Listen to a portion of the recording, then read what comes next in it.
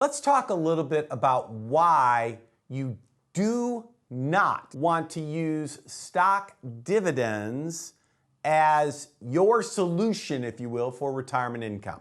I'm going to go back in time and tell you the story of my grandfather. If he walked into a room, he basically took over the room because he had a big personality, always smiling, always happy, always in a positive mood. Just, the kind of guy that everyone wanted to be around. I was maybe 8 years old and I went to see him. When I saw him, he had the newspaper open. I'm like, "Grandpa, what are you doing?" And he showed it to me. He goes, "Son, this is the Wall Street Journal." What he would do is he would save some money. And then once he had some money saved, he'd go to his stockbroker, which, we're talking the 70s here. You go to the stockbroker and he would buy some of the stocks that he had underlined in the Wall Street Journal. "Why do you do that, Grandpa?" And he says, "Well, when I retire here, coming up in a few years, we want to buy a cottage on a lake up in northern Michigan. And we want it to be kind of a place where all you grandkids can get together, right?" So what did he really want? He wanted a family enclave. And the way he would do it is he would buy these stocks and they would hopefully grow over time so he could buy that cottage. Here's why I want to introduce a model to you, because this is important. We're talking about why you don't use dividends for retirement income. And I want you to think about it this way.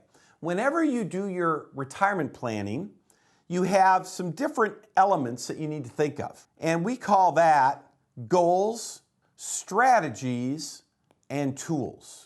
All right, goals, strategies, tools. So I just shared with you what my grandfather was trying to do. He had a goal: buy the family cottage, right? He wanted to get that cottage. And what was his strategy to do that? He wanted growth and accumulation. That's what he wanted. And the tools, dividend paying stocks. And by the way, when my grandfather bought these dividend paying stocks, it was every time he bought a stock, it was a company that everyone knew who it was. Like if he were doing it today, it might be Coca Cola. We all know who Coca Cola is. And blue chip company paying a big dividend. Cottage is a goal. Let's grow our money and we're going to use dividend paying stocks to get there. Very straightforward. And by the way, as a certified financial planning professional, I have to tell you, I got no problem with that. When my grandparents retired a few years later, guess what? Boom, boom, boom, they got the cottage. They got it. It worked. Everything worked. It was awesome. And then one day, my parents said to us children, they said, I'm the oldest of four. They said, "Come on, kids, time to get in the car. We're going up north to the cottage for the last time." "Mom, Dad, what are you talking about? What do you mean the last time?" "Well, Grandma and Grandpa, they're kind of running out of money and they need to sell the cottage." So here's my grandfather's stock portfolio here. And when he retired, and let's imagine it was $300,000, which by the way, it was in those days, that'd be worth over $1 million today. What he was doing with the dividends, because remember, this was spitting out dividends every year. When he was growing it, what was he doing? Reinvesting the dividends, which is that's what Warren Buffett does. That's exactly what you're supposed to do with dividends. But when he retired and he got the cottage, what did he do? He said, no more of this reinvesting stuff. I'm going to use these dividends for income. That's what I'm going to do. And guess what? It worked out really well at first. Sometimes the stock market goes up over time. Sometimes it goes sideways over time, and sometimes it goes down over time. And what happened was the down started happening. And so when the stock value started going down, guess what was happening to dividends? They were going down.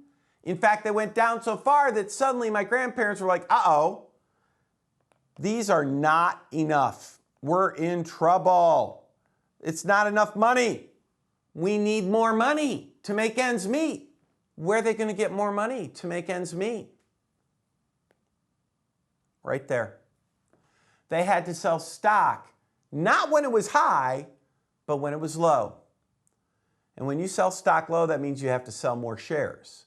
And when you sell more shares, that means there's less shares to generate dividends next year, which means next year you have the same problem, it's only a little bit bigger. And then the next year you have the same problem, it's only a little bit bigger and a little bit. This is the downward spiral. This is how you go broke in retirement. I've seen it happen over and over and over again. What was their mistake? Their mistake was this. When they hit retirement, they got the cottage, they got their goal. Their goals shifted at that point. They changed because now we had to add a word here. What was their new goal? Their new goal was keep the cottage. They went from I want to get a cottage to we need to keep the cottage. And that little shift, that is a fundamental shift in life. That fundamental shift was right here. Instead of reinvesting, instead of adding money to the portfolio, we're now going to take it out. And that means that when it came to their investment strategies, their financial strategies, do they still want to grow their portfolio? Yes, but they need to add something. Stable income is a strategy that they needed to add, and they didn't do it. Because guess what? Dividends are not stable.